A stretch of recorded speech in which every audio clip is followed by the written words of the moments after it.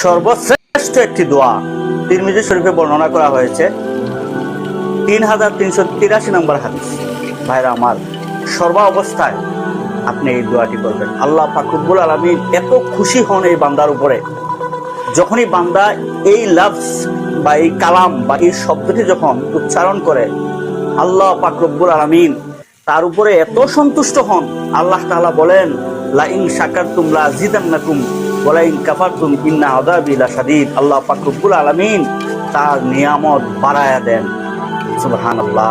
এত বরকত এবং আল্লাহ পাক রব্বুল আলামিন এত খুশি হন এই দোয়াটি যদি কোনো বান্দা করে। অস্বাভাবিক।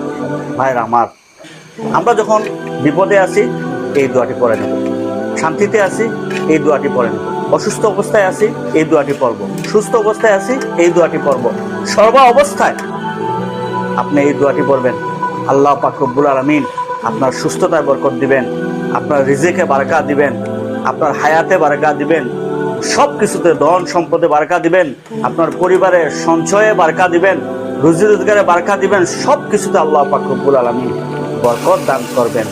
শুধুমাত্র যে অবস্থায় আছেন, যে পরিবেশে আছেন, যে পরিস্থিতিতে আছেন, শুধু বলতে থাকবেন আলহামদুলিল্লাহ।